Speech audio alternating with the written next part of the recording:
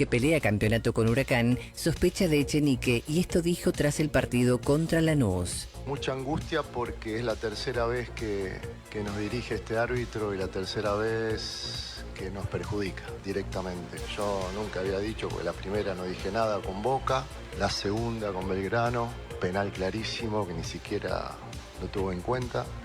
Y hoy otro penal clarísimo a Aquino que lo tocan de atrás y no ni siquiera la van a ver.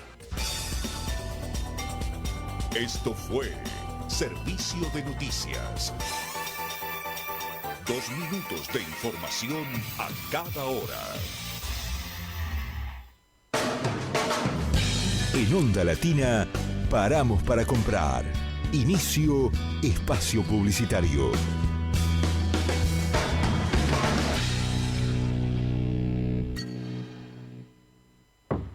Sin agua estancada, prevenís el dengue. Vacía, limpia y cepilla los recipientes que acumulen agua para eliminar larvas y huevos del mosquito que lo transmite. Encontrá más recomendaciones en buenosaires.gov.ar/dengue. Buenos Aires Ciudad. Vamos por más. Estudio Jurídico Fernández y Pacheco. Honestidad y eficiencia. Especialistas en accidente de tránsito, familia y laboral. Canciones que te acompañan todos los días. Por eso ahora vamos a bailar. Cada momento. Primavera 24. Acá. AM 1010. Onda Latina. Sonidos que van con vos. Sentí la energía de la primavera en cada nota. Cada nota. Nota 2024. Facebook, Instagram y en YouTube. Búscanos como AM 1010 Onda Latina. Arma la banda sonora perfecta para tus días. Volvemos a nuestra programación habitual. Volvemos a Onda Latina. Fin de espacio publicitario.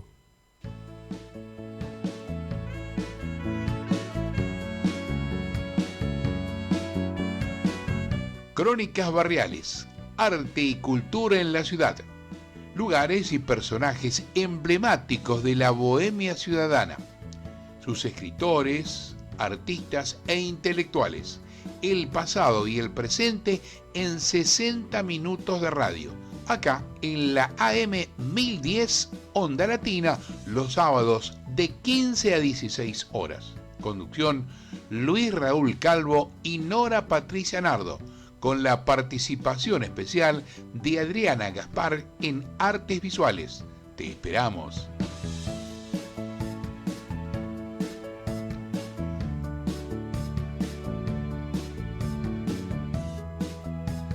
Acabamos de escuchar fragmentos de la versión instrumental de la canción La realidad del cine, Verité, de Luis Raúl Calvo, con arreglos musicales del maestro Oscar La Higuera.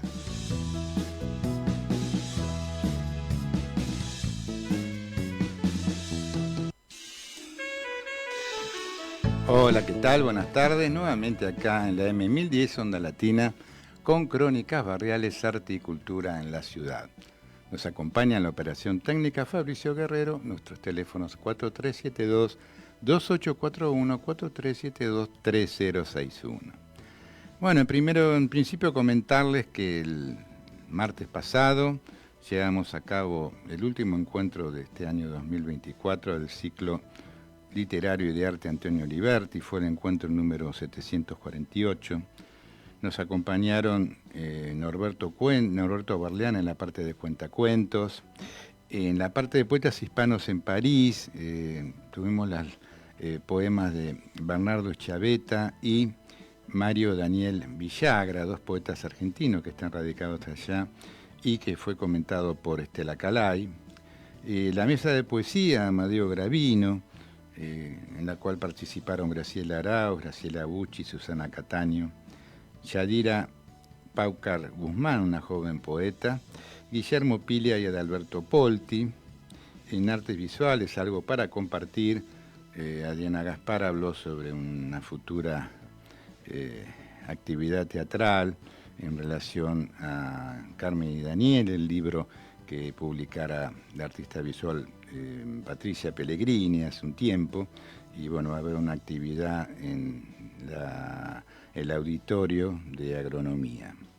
Tuvimos la música de Fabio Bacanan como músico invitado, Paco Rizos, Carla Higuera, Selena Jankovic.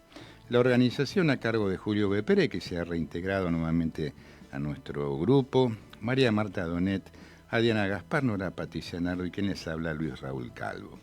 En el marco de este último encuentro, que estuvo lleno de gente realmente acompañándonos como siempre a lo largo de tantos años, ¿no? Ya son 36, nuestra fundación Generación Abierta Arte y Cultura le otorgó un reconocimiento a la sociedad de escritoras y escritores de la Argentina y a Graciela Arauz, que es la actual presidenta, por el valioso e invalorable apoyo a las escritoras y a los escritores a lo largo de estos primeros 23 años de vida de esta querida institución. Un momento realmente muy emotivo y de mucha sorpresa porque realmente no sabía nada Graciela Arauz que iba a ser distinguida, porque la información no fue filtrada, éramos muy pocos los que sabíamos, así que fue muy sorpresivo, pero también recibido con mucha alegría, ¿no? Y también por los participantes de esa hermosa noche que fue el 19 de noviembre de 2024 en el bar notable La Dama de Bollini. Y ahora vamos a ir al segmento de artes visuales con Adriana Gaspar. Adelante, Fabricio. Artes visuales, vanguardias y colectivos artísticos. Buenas tardes a toda nuestra audiencia. Bueno, hoy quiero hablarles de Gina Pane, una artista que nace en 1939 en París, muere en 1990, y es una artista francesa de origen italiano. Es una artista que junto con otras y otros artistas ha expuesto su cuerpo a heridas muy concretas, muy duras, pero también muy simbólicas.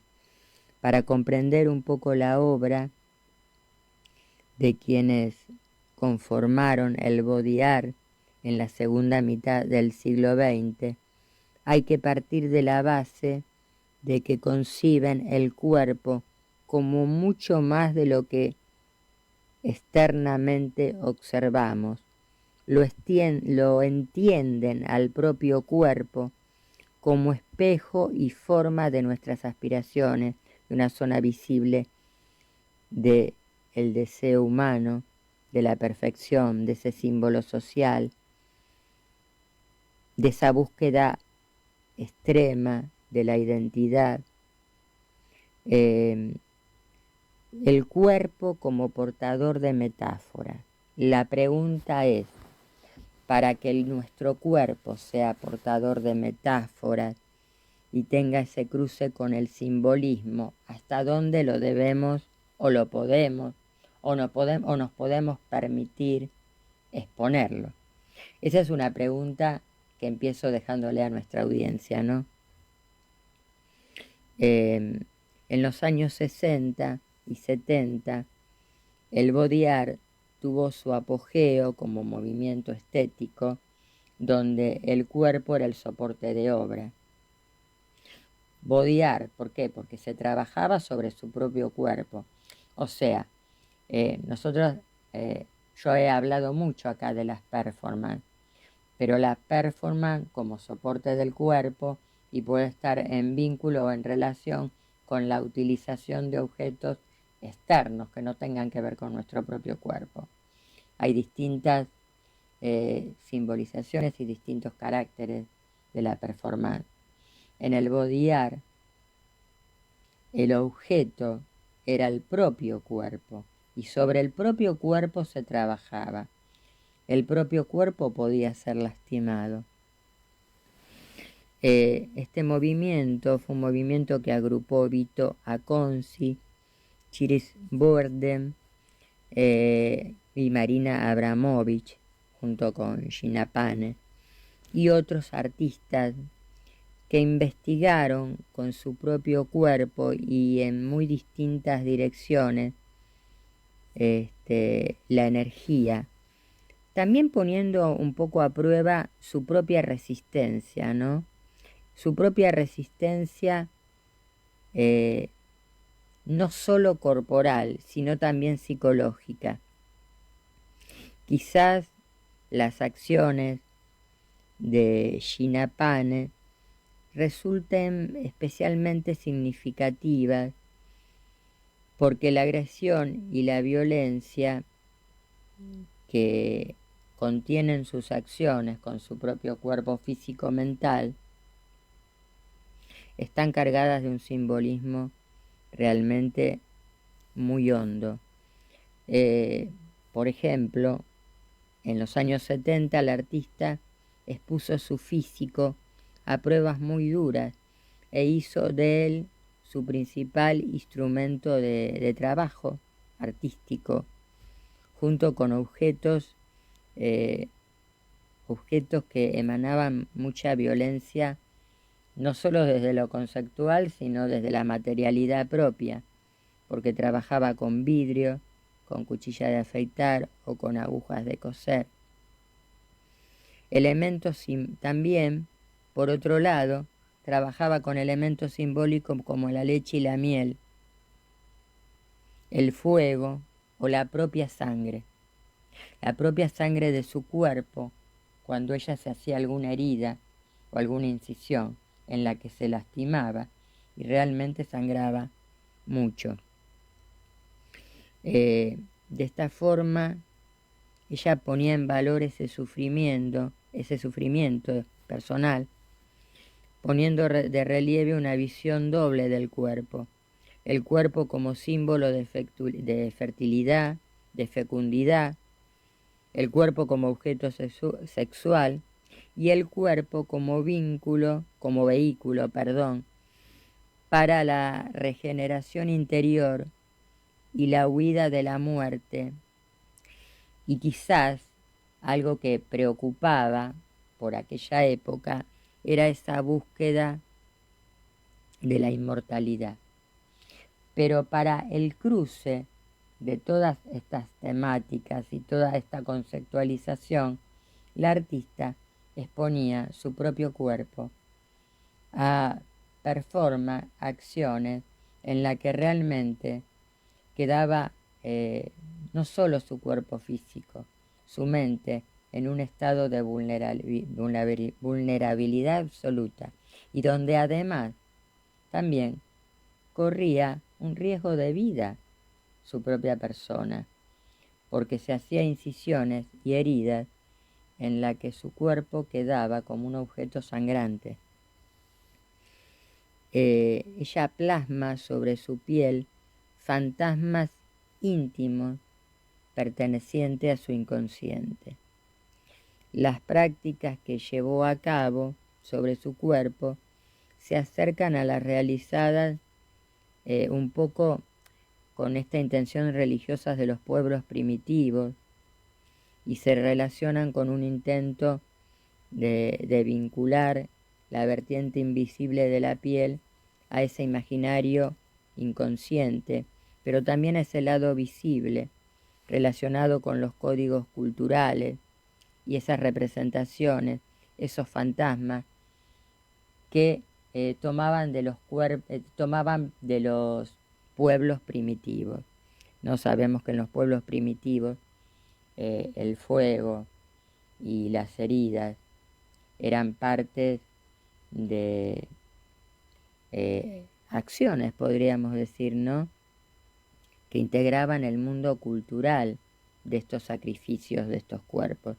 Y ella, un poco revalorizando eso, lo propiciaba a la época de los 70 y a todo ese contexto sociocultural político que se vivía y se llevaba a cabo. Por eso en sus propias acciones se vestía de blanco, un poco para remontarse y vincularse a las acciones de los cuerpos primitivos. Sabemos que el blanco es un color que encarna muchísimas simbolizaciones. desde la pureza hasta la ausencia y la muerte misma. Bueno, es una obra muy compleja realmente la de esta artista, una obra que nos lleva a muchos replanteos, hasta dónde podemos exponer nuestro cuerpo, hasta dónde el arte puede llamarse arte cuando nuestro propio cuerpo está en peligro, cuando llegamos a estos grados extremos. De hecho, bueno, ella formó parte de uno de los movimientos más destacados de la década del 60 y 70, que marcó un cambio de paradigma muy grande en el siglo XX. Pero que bueno, que utilizaron elementos en donde la exposición física mental estuvo en la frontera con la propia muerte, ¿no? Yo les quise traer un poco esta mínima semblanza, porque nuestro tiempo es muy breve, para que la audiencia conozca a este artista, conozca este movimiento, y bueno, y pueda un poco estudiar hasta qué punto hay movimientos en donde el propio cuerpo corre este límite con la propia muerte, ¿no? Con movimientos artísticos que lideraron un poco el campo del mundo conceptual en el siglo XX. Bueno, por eso me pareció importante traer esto hoy. Y bueno, con esto me despido hasta la próxima semana.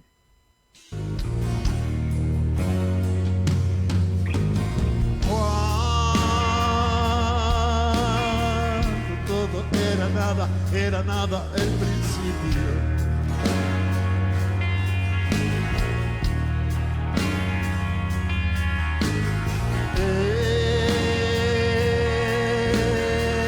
Era el principio de la noche y solo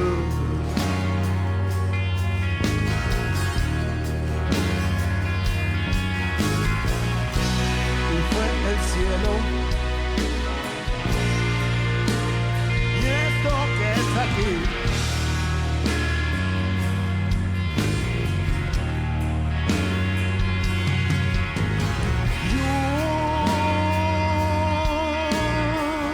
Tierra, agua, sangre, flores, todo eso y también tiempo.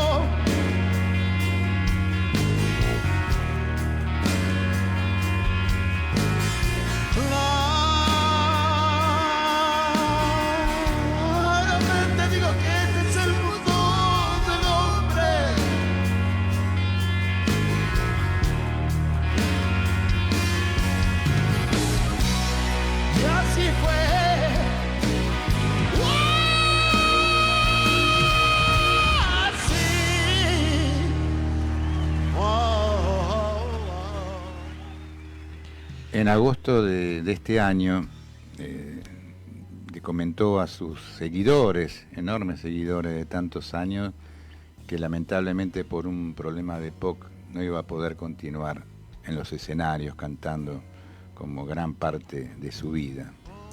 Y hace pocos días nos dejó, lamentablemente. Nos referimos a Willy Quiroga, uno de los fundadores de este mítico grupo Vox Dei, en el cual estábamos recién escuchando una parte de esa base fundamental del rock nacional, que es la Biblia. Estábamos escuchando parte de Génesis, estamos escuchando parte de Génesis. Y bueno, nos deja Willy Quiroga, un hombre nacido en Río Cuarto, Córdoba, que vivió muchos años en Quilmes, y bueno, que había fundado este grupo a fines de los años 67, junto con Rubén Basualto en batería, Ricardo Solé, guitarra, voz y armónica, y Juan Carlos Godoy en guitarra y voz. Así es, un grupo que nos acompañó en la época de los 70 muchos adolescentes, ¿no es cierto? La verdad que en cada uno de los encuentros con una guitarra aparecía Vox Dei, ¿no? En nuestro espíritu para cantarlo. Siempre estuvo presente con letras maravillosas, con ese álbum de la Biblia, que fue el segundo álbum de la banda. Sí, tienen varios álbumes fantásticos, realmente es para ingresar aquellos que no conocen bien al grupo de tantos años, porque Box Day seguía actuando, ¿no? Tiene discos muy emblemáticos. Sí, muy emblemáticos. Yo me refiero especialmente a la Biblia porque fue el que me marcó en la adolescencia, que fue el segundo álbum de la banda que tuvo la conformidad de la iglesia, porque no era fácil, ¿no es cierto? Porque justamente el título es la Biblia y los tiempos eran difíciles aquellos. Luego de una reunión en el arzobispado y con la aprobación de Monseñor Gracelli, fue lanzado el 15 de marzo de 1971 por el sello Disjockey. El álbum, grabado en los estudios TNT en más de 150 horas, editado como vinilo doble, marcó un hito en la historia del rock argentino. Así es. Un grupo que tuvo algunos problemas porque, por ejemplo, Juan Carlos Godoy, que era uno de los fundadores, abandona el grupo en medio de las sesiones de la Biblia, ¿no? Había algunas diferencias. Y después el que abandona el grupo es Ricardo Zulé, por lo cual sigue Willy Quiroga, sigue Basualto, e incorporan a un músico más joven que ellos, que es Gardellini. Yo tuve oportunidad de verlos en el año 2010, con un amigo fuimos a ver a Box Day a Flores, a un lugar, cine teatro de Flores, en la cual estaba justamente Willy con Basualto y Gardellini. Sí, y realmente Willy Quiroga estuvo cantando hasta hace muy poco tiempo, siempre acompañado de un público que lo admiró y lo siguió fuera donde estuviese, ¿no?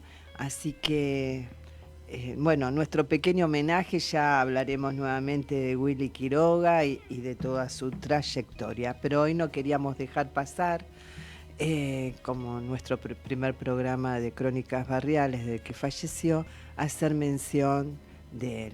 Así que... Sí, aparte vos sabés que es uno de los grupos que solemos difundir mucho, sí, ¿no? Es uno de los grupos preferidos, ¿no?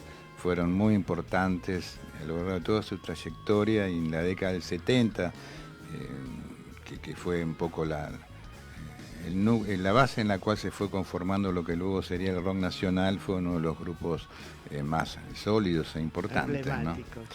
Bueno, ¿y qué tenemos de callecitas de Buenos Aires? Bueno, de callecitas tenemos...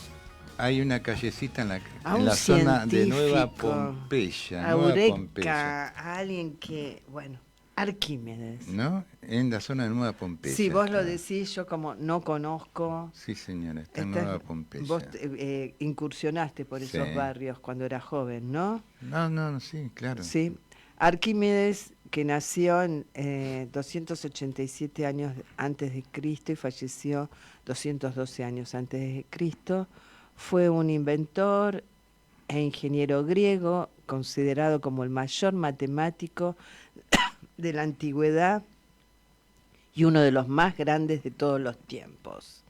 Se les adjudican varios inventos que todavía se usan hoy en día, como por ejemplo el tornillo de Arquímedes. Y se habla de él como el padre de las matemáticas y de la física matemática.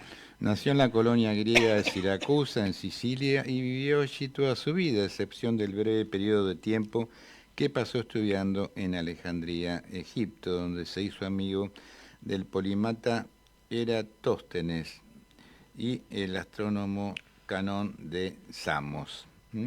A su regreso a Siracusa trabajó para el rey Hiero II, con quien puede que estuviera emparentado como ingeniero y solucionador de problemas. Se dice que creó, mejoró varias armas para la defensa de Siracusa contra los romanos durante la Segunda Guerra Púnica, 218-201 a.C., incluido un rayo de calor cuya existencia y eficacia todavía se discuten. Es más conocido por su invención del tornillo de Arquímedes, por la aplicación de la palanca y por sus avances matemáticos. También se dice que tan enfrascado en sus estudios intelectuales que a menudo se olvidaba de comer o bañarse. Esta obsesión puede ser que contribuyera a su muerte, ya que tras la caída de Siracusa frente a los romanos en el año 2212 a.C., un soldado le ordenó que lo siguiera, pero estaba tan concentrado en sus cálculos matemáticos que se negó. De esta manera que el soldado que no lo reconoció lo mató contra la orden, porque había una orden de que no lo matasen. Expresa el general romano Marco Claudio Marcelo, y bueno, ya en su época se lo consideraba un genio matemático y de la ingeniería, y su reputación se mantiene hasta la actualidad. Así es, sí, es uno de los personajes intelectuales más importantes de la antigua Grecia, ¿no? Por estas labores que citábamos, la física, la astronomía, ingeniería y fundamentalmente por la matemática.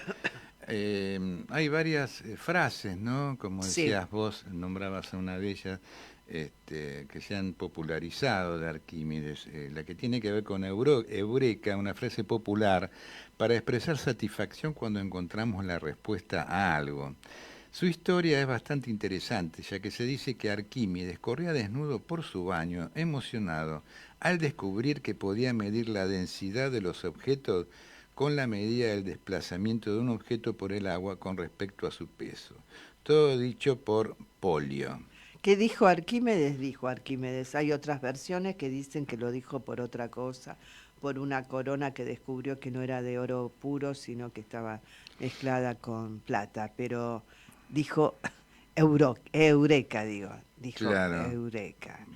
Mostrando este asombro, ¿no? Lo descubrí. Por algo que le vino, ¿no? Porque sí. Parece el poeta que le viene la línea, ese verso claro, primero, lo que ¿no? estaba buscando y claro, lo encontró. Y después aparece así. Qué amaré. Otro pensamiento de Arquímedes, dando en punto de apoyo y moveré la tierra, mostrando confianza en su capacidad de descubrir cosas complejas sobre el mundo. Qué maravilla esto también de un científico dedicado a la creación, días, noches, ¿no?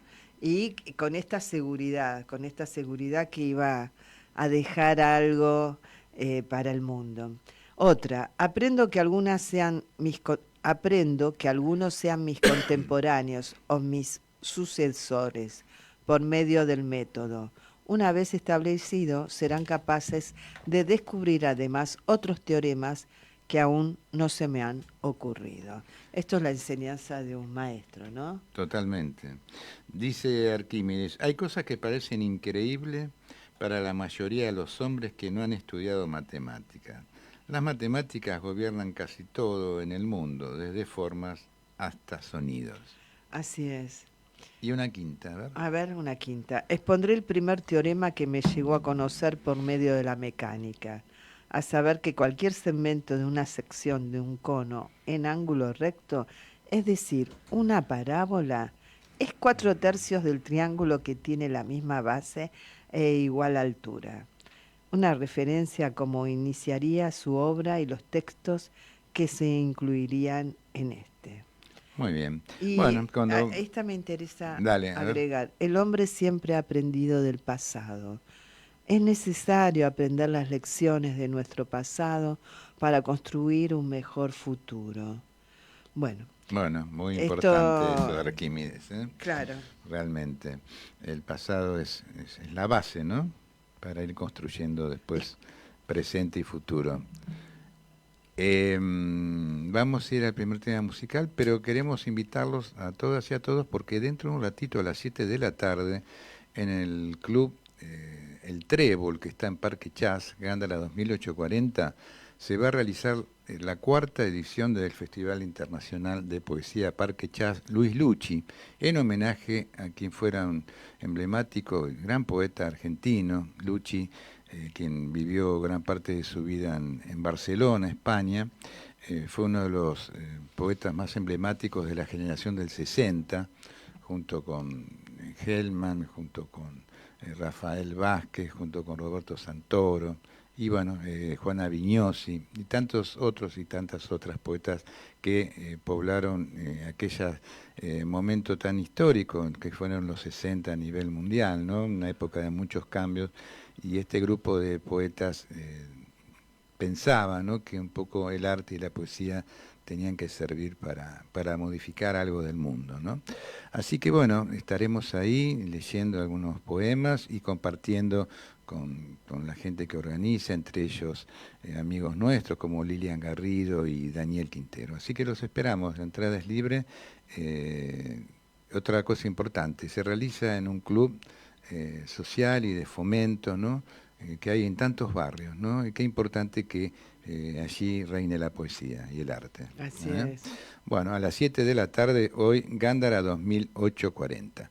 Y vamos a ir al primer tema musical, seguimos con Ramón Ayala, y ahora vamos a escucharnos este tema que se llama Pilincho Piernera. Adelante, Fabricio.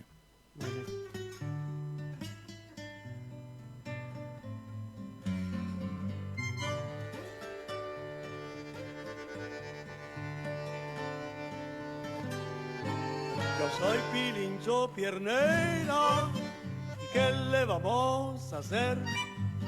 Habré nacido pa' pobre, eso quisiera saber. Yo soy el despojador, mi canasto naranjero, mi piernera bien vaqueada, chaleco de cotonina y escalera de tacuara. Pilincho a mí me llaman porque tengo el cuero duro, requemado por el sol y la tierra colorada. Piernera soy de apellido, porque amanezco con ella y hasta me sirve de almohada. Pero el fruto se convierte en árbol y el pájaro del corazón, picando un cielo de naranja para cosechar el sol. Pilincho, piernera, mis manos de tierra, naranja, tacuara, un grito del alma, yo soy Pilincho Piernera. Yo no tengo guaina fija, mi vida es un aleteo, como el pájaro en la fruta, que alcanzo picoteo. Yo soy hijo de un arroyo y mi mamá alguna estrella. La tierra fue tibia cuna y mi poncho una piernera. Y aunque no soy entonado, yo canto cada mañana. Todos comen la naranja y el pobre naranjo nada. Para el tiempo de cosecha, cuando pinta el naranjal, por el zumo de mis venas, un grito me pide ya, la tarde va a comenzar.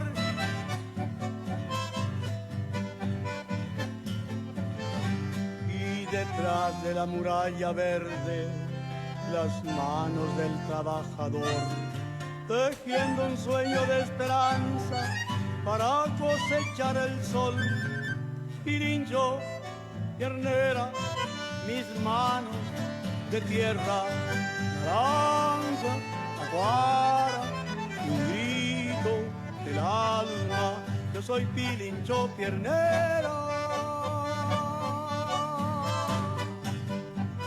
Afirmado en la escalera y masticando mi najo, manoteo sin descanso la luz que relampaguea en el oro de la fruta. Y a veces digo, la puta, cuando me acogota el yugo y se desata el rencor. Otros se toman el jugo, yo me chupo mi sudor.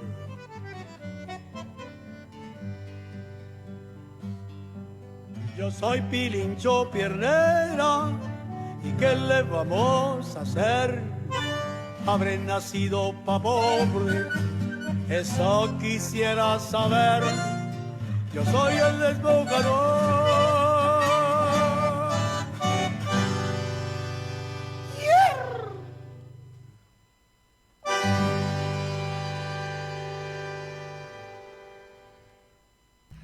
Bueno, escuchamos a Ramón Ayala con este tema que se llama Pilincho Piernera. Bueno, acá estamos ya en los estudios con nuestro invitado de hoy, Steve Brock, australiano, poeta, autor de los poemarios Live and Mr. Shakes 2020 de Warfield Press, Double Glaze, Five Island Press 2013. Textos suyos han sido publicados en revistas de Australia y el extranjero, entre ellas Antípodes, Australian Book Review, Island Mansion Poetry, bueno, Gisman Magazine, y bueno, y nos va a contar un poquito. También en un inglés particular. Claro, traducidos también para revistas de España y China, cotraductor del español al inglés de las antologías de Sarraigo, 18 poetas transfronterizos, entre algunas de sus escritos y algunas de sus publicaciones que nos va a comentar en el transcurso de la entrevista. Bueno, bienvenido a la Argentina, bienvenido. Gracias, mucho gusto. Con tu poesía, con tus traducciones y con este itinerario que estás haciendo por Latinoamérica. Nos contabas fuera de estudio que estás más o menos hace 20 días, ¿no? Acá en Buenos Aires. Correcto, sí. Pero has estado también en Santa Fe, en otros... Sí, acabo de venir de Santa Fe, donde pasé 2 semanas.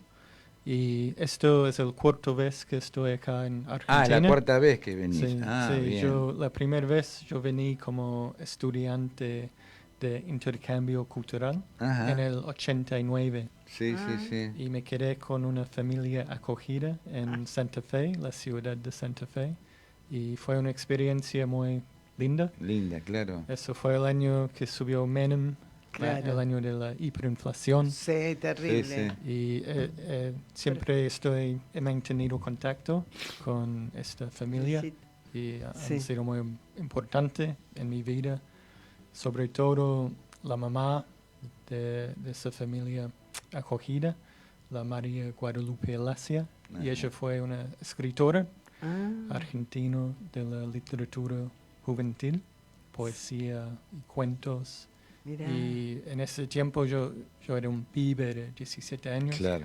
Y ya escribía poemas y ella me apoyaba mucho la poesía. Qué bueno eso, ¿no? Porque es importante que cuando sos adolescente la mirada del otro te significa, ¿no es cierto? Y cómo puede estimular aparte, claro. ¿No? Cómo puede estimularlo a uno a seguir. O sea que a los 17 años empezaste a escribir. Sí, yo ya escribí porque mi papá fue poeta también. Él publicó varios libros, así que la poesía siempre ha sido algo natural en mi casa, claro. Como parte de la vida. ¿Y tu mamá? Mi mamá también escribe, no tanto poesía, pero ha hecho unos libros, biografías. Ajá. Y ella sí escribe muy bien también. Y en la casa siempre hubo libros de todo tipo. Me crié en ese ambiente, claro. Donde uno valoriza la poesía, la palabra, el arte, ¿no? El arte, como... Voy a leer uno de tus poemas y vamos continuando con la... Vos lo lees en español y Steven lo lee en inglés. Sí. Dale, adelante. El modesto vino. La luna llena, limítrofe en el cielo del este, ilumina mi camino. Y me recuerda los poemas de Bai Shuji, un libro que mi padre me prestó, tan sincero y luminoso, que sus palabras de hace 1200 años podrían haber sido escritas ayer. Pienso en el modesto vino de mi padre y en sus amigos fallecidos, una distancia tan grande como la que había en la época de Bai Shuji. Ninguna carta puede atravesarla. Al oeste, un valle donde crean humedades con más de 10.000 plántulas sembradas. Sus campanas protectoras reflejan la luz de la luna. ¿Vivirá para verlas florecer? Humble wine. It's a light night. The full moon sits low in the east. Lights my path and reminds me of poems by Bai Jui, a book my father lent me, so direct and clear, his words from 1200 years ago could have been written yesterday.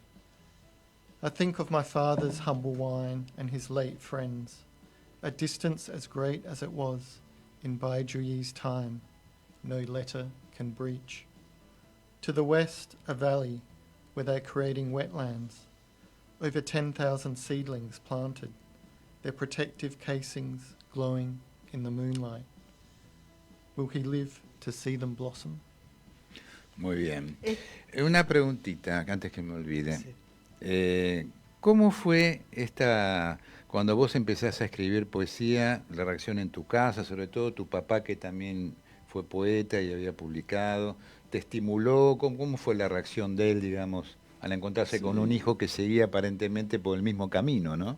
Sí, mi papá me apoyaba con las letras. A veces era un hombre, digamos, parco de palabras. ¿Él falleció? Sí, él falleció hace 4 años. Ajá. Y él era un científico y eso era un camino importante para él. Leí mucho lo de la ciencia. Claro. Y yo seguí, en términos de mis estudios, un camino más con la literatura. Que lo estudiaba en la universidad. Pero siempre tuvimos un buen diálogo con él acerca de la poesía. Hasta nuestra última conversación fue acerca de un poema. Unos días antes de que él se Qué falleció. bueno eso, ¿no? Sí. Qué bueno. Sí. Porque a veces no se da eso, ¿viste? Por eso te preguntaba.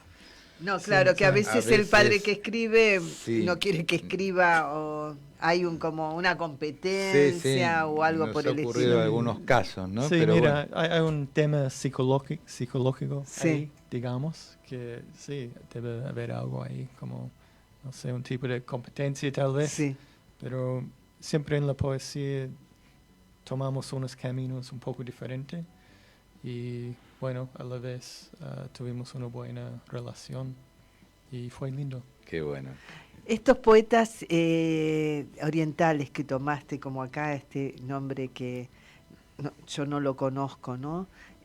¿Cómo influyeron? ¿Hay mucho de influencia en tu poesía, la poesía china? Sí, para mí ha sido importante la poesía china y desde, mi juventud a mí me gustaba mucho al principio, por ejemplo, Pablo Neruda. Sí. Y leyendo entrevistas de Neruda, él hablaba mucho de los poetas chinos. Y eso como me inspiró a leer más de la poesía china, como este poeta del Tang dinastía que mencionamos en el poema. Sí. Pero después yo me hice un amigo de un poeta chino y australiano muy importante en Australia, Ouyang Yu, y él tradujo muchos poetas contemporáneos chinos. Así que esto como abrió otra puerta a los poetas que están escribiendo hoy en día. Claro. Y hasta participo ahora por esta amistad con poetas chinos en China por un app WeChat, y donde hacemos reuniones y hablamos de la poesía. Yo no hablo chino, pero hoy en día con la traducción en la máquina, eso todo ayuda a ese intercambio cultural. Hay allá en Australia así lugares como este donde vas a ir hoy, que ahora nos vas a comentar, así tipo café literario, donde se reúnen los poetas para leer. Sí, hay mucho en mi ciudad. Yo vengo de Adelaida y hay varios grupos que se juntan mensualmente o cada 2 semanas en bares. Y hay una cultura fuerte de poesía en Adelaida. Y sí, tengo suerte en ese sentido, que siento que estoy allá en un ambiente bien rico. Y propicio, ¿no? Para lo de uno. Sí, uno puede aprender y compartir. Uno se enriquece, ¿no? Escuchando a otro. Otro poema tuyo que vi que mencionas a Neruda y a García Lorca. Y también, por otro lado, esto de venir a Latinoamérica, ¿no? Y estudiar la lengua mapuche, ¿no? ¿Algo así fue? Sí, yo cuando yo vine de Argentina la primera vez, empecé a estudiar castellano en la universidad. Lo aprendí, digamos, por estar en el ambiente, y en la universidad tomé un camino más formal en aprender castellano. Y en eso armamos una revista bilingüe de poesía, literatura, y conocí en ese ambiente unos poetas ya viviendo en Australia, en particular un poeta, Juan Garrido Salgado, de Chile. Y él fue un refugiado político y vino a Adelaida, arrancando de Pinochet. Y él ha sido una relación muy importante para mí. Yo traducía sus poesías y hasta hoy en día trabajamos juntos. Y junto con otro poeta chileno académico que ya reside en Australia por muchos años, Sergio Olas, hicimos un trabajo de traducir una antología de poesía mapuche de poetas contemporáneos. Qué interesante, ¿no? Digamos que lo tuyo entonces pasa por tu creación personal, pero también por ir descubriendo otras voces y en lo posible, si es posible, digamos, la traducción, ¿no? De algunos de estos poetas que les interesan, ¿no? Sí. ¿Y por qué Latinoamérica? Bueno, hay grandes poetas, ¿no? Sí, hay grandes poetas. Y de hecho que yo vine a una edad joven, influyó mucho en mi vida, hasta que en Adelaida me casé con una chilena que ya estaba viviendo en Adelaida, y mi hija habla castellano, es profesora de castellano. Influyó mucho en mi vida, pero los poetas y escritores argentinos como Julio Cortázar, Borges, por ejemplo, han sido muy importantes. Y en este viaje he recorrido, por ejemplo, fui a ver en agronomía la casa de Julio Cortázar, donde vivía ya. También acá, más en el centro, mirando donde vivía Borges, donde trabajaba. Así que sí he disfrutado este Disfrutaste viaje. mucho. Vamos a otro poema. Bueno, este poema español dice: el ajado pergamino del amanecer. Envases amarillos y rojos desperdigamos como bloques del ego del alba que algún gigante ha pisado. Una ráfaga de nubes de lluvia despeja mi visión como el café. Un hombre con un signo de interrogación en lugar de pelo se queda atónito al margen de la carretera. Una chimenea en el horizonte practica su caligrafía sobre el ajado pergamino del amanecer. Una metáfora de algo. Una ambulancia en una grúa detrás de una ventana de vidrio. Y mi mente, desmoronándose en el balbuceo del tráfico. Las luces parpadean al unísono. Es una especie de lenguaje en el frío de la mañana. Aparcar en Terrace on Hinland da la sensación de estar de vacaciones. Regreso a pie, a través del glamour desgastado de una fachada estilo marroquí de los años 80, en el abandonado complejo de cines de mi juventud. Mientras tanto, en la oficina, rostros monstruosos se reúnen en Zoom. Qué bueno, Qué buen poema. Me encantó. Y el final tiene mucha fuerza, ¿no? Un cierre muy fuerte. Sí, eso, bueno, el tiempo del COVID que todos vivimos, que ha cambiado cómo trabajamos. ¿Cómo, no? Y lo leo en inglés. En inglés, sí, por favor. Aged parchment of dawn. Red and yellow bins scattered like Lego blocks of morning some giant has stepped on. A burst of rain clouds clears my vision like coffee. A man with a question mark for hair stands at the side of the road, perplexed. A chimney on the horizon practices its calligraphy on the aged parchment of dawn. A metaphor for something, an ambulance on a hoist behind a plate glass window, and my mind crumbles in the stammer of traffic. Indicators blink in unison, a kind of language in the cold of morning. Parking at the terrace on Hindley, gives the feeling of being on holiday.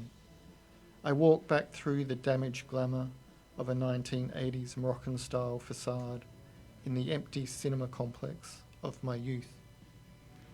Meanwhile, in the office, monstrous faces assemble on Zoom. Muy bueno. Saco fotos para después subir. ¿Cómo te ha, digamos, repercutido en vos como persona y como poeta esto que nos ocurrió con el coronavirus, con esta cuestión de estar apartados de un otro, este tema de la virtualidad que empieza a instalarse tan fuertemente y va dejando como un poco de lado la presencialidad, ¿no? ¿Cómo lo vivís?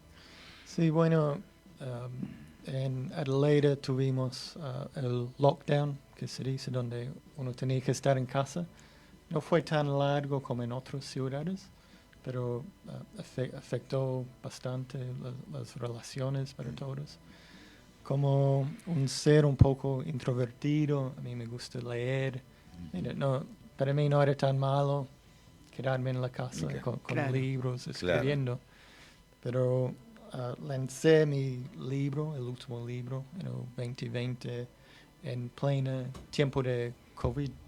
Así que eso afectó como que uno puede compartir la poesía. Claro.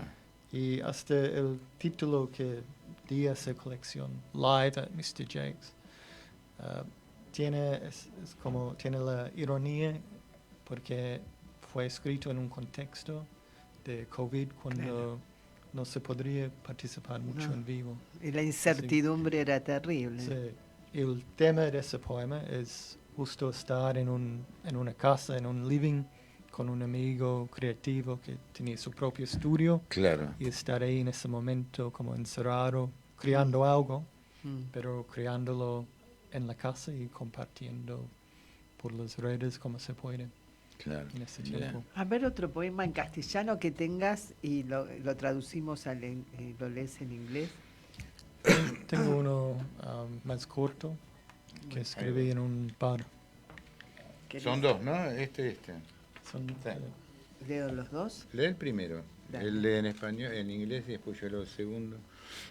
Pero acá está, abajo está en inglés. Arriba. El sol y la luna. En la barra delantera, un hombre con un sol tatuado en el antebrazo gesticula con furia hacia el servicio del bar. Pido una cerveza, tomo un sorbo y me siento en el taburete como una vieja luna solitaria, con bolsillos en lugar de cráteres. The sun and the moon. In the front bar, a man with a sun tattooed on his forearm gesticulates wildly to the bar staff. I order my beer, take a sip, and sit quietly on my stool, a lonely old moon with pockets for craters. ¿Qué otros poetas sentís que han tenido cierta influencia sobre vos o han despertado tu interés, ¿no? Aparte de Neruda, Lorca, bueno, la poesía mapuche, oriental. Bueno, en mi juventud me influyó mucho los beats, digamos, los poetas americanos, por ejemplo, Ginsberg, Gary Snyder y también el Charles Bukowski. Y hace 10 años yo fui con otro poeta de Adelaide, Jeff Goodfellow, y otros escritores también, y fuimos al Stony Brook University para hacer una lectura de poesía en Nueva York. Qué bien. Y así que aproveché ese tiempo y fui a Los Ángeles, San Francisco, también a conocer dónde vivían estos escritores, influyeron mucho. Y también la escritura australiana. Hay muchos poetas importantes que han sido una influencia importante en mí, en mi trabajo. Poetas como, hay una generación del 68 que tuvieron una influencia más americana que inglesa, como un cambio en el estilo poético en Australia. Y hay un poeta clave ahí, Michael Dransfield, y en la universidad hizo un estudio acerca del Michael Dransfield.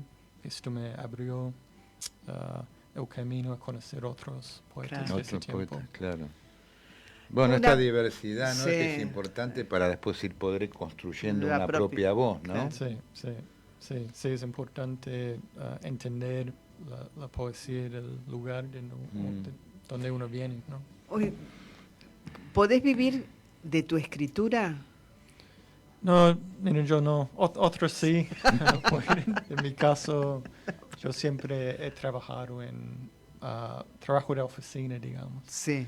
Como trabajo de 9 a 5, Claro. lo cual me da tiempo en la noche escribir, Claro, o leer dedicarte a lo tuyo. Lo que me gusta leer. Sí. Y otra cuestión, la juventud, ¿cómo la ves? ¿Entusiasta con el tema de la poesía, escribiendo allá, no? ¿O está muy mezclada, muy metida en lo que sea el celu, el individualismo, no comparte con el otro, como en una sociedad de consumo? ¿Cómo ves la sociedad ahí, los chicos? Miren, por ese lado yo soy optimista. De lo que veo en Adelaida, hay muchos jóvenes que están muy enganchados con la poesía, la literatura y participan mucho. Y es como que la poesía es cada vez un poco más fuerte. Qué bueno. Y puede ser, miren, en ese tiempo con la distracción de las redes sociales, donde cada vez la concentración es como más cortado, que el poema, que es un medio corto también, en comparado con una novela, por ejemplo. Claro. Sí. Tal vez es un modo ideal Claro. para el teléfono. Y muchos jóvenes leen poesía en el teléfono, crean redes por las medios sociales. Y así que, mira, el teléfono es un instrumento y lo podemos usar para bien o mal. Claro. Pero yo soy optimista y lo que estando acá en Argentina, yo estuve hablando con muchos jóvenes y siempre me impresiona en Argentina que acá la gente valoriza mucho la poesía, la literatura. Sí. Y me he encontrado con jóvenes muy cultos y muy apasionados. Y eso da mucha esperanza para el futuro. Está bueno lo que decís acerca del tema de la tecnología, ¿no? Puede servir para bien o para mal. Depende también cómo uno la utilice, ¿no? Sí, que ella sí. no nos utilice a nosotros, sino que nosotros la utilicemos a ella. Eso está muy bueno. Sí, muy interesante también de que al ver poco tiempo de concentración, tanto para una obra de teatro, el cine, ¿no? La poesía, una buena poesía puede ser leída rápidamente en el celu. Después la tendrá que pensar un poco, ¿no? Pero claro, porque no es lectura ligera, pero sí están acostumbrados. Y esto de que los jóvenes puedan, que vos veas esto, alienta, ¿no? No, claro, sí. Aparte está bueno, el vínculo intergeneracional es muy importante, ¿no? En la medida que se pueda dar es muy rico. Sí. Bueno, una última poesía porque nos estamos yendo. Sí, estamos en un minuto. Alguna en español, lee vos, ¿puede ser? ¿Que leo yo? Sí, claro. Sí, claro. Sí. Que no te si no la leemos nosotros. Bueno, voy a terminar con uno corto. Adelante. En español. Se llama Cuando se lava el pelo. Bueno. Cuando se lava el pelo, reposa tranquilo en el cajón el cepillo. La brisa pasa las páginas de un libro abierto. Se seca la tinta en el pergamino. Las hojas de té se hinchan y enfrían en la tetera. Que se abren los grifos y cante el agua hirviente, mientras el mundo aguarda la sutil fragancia de sus hebras. Muy bueno. Qué bueno tomar unas cosas básicas de todos los días y poder transformarlas en un hecho poético, ¿no? Muy interesante. Y me gustaría, antes de terminar, darle gracias a una poetisa colombiana que hizo la traducción, la María del Castillo Sucerquía, que trabajó las traducciones. Y también esta noche voy a leer en el bar. Vas a leer en De Ros, ahí en la calle Medrano, ¿no? Sí, 152. Sí. Voy a estar allá esta noche. ¿A qué hora? Es muy lindo 18 lugar. horas. A las Hace 18. poquito, ya Sí, ahora un poquito voy vas para allá allá. a compartir con los poetas. Bueno, que tengas mucha suerte entonces, Steve, y que termines muy bien estos días que quedan y Gracias. seguiremos en contacto. Por supuesto. Muchas Bueno, gracias. No, por favor, un gusto. Un gusto. Bueno, queremos agradecerle a Fabricio Guerrero por todo su apoyo y colaboración en la parte técnica. Quédense porque ahora viene nueva ola y algo más con muy buena música. Y nos vamos hasta el próximo sábado. Recordando que la belleza y la memoria se deslizan por la ciudad. Deteniendo el vértigo. Muchas gracias. Buenas noches.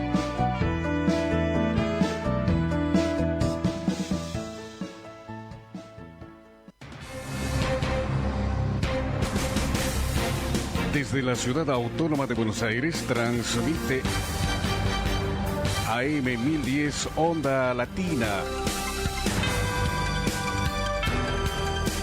Sonido e imagen hacia los 4 puntos cardinales del planeta Tierra.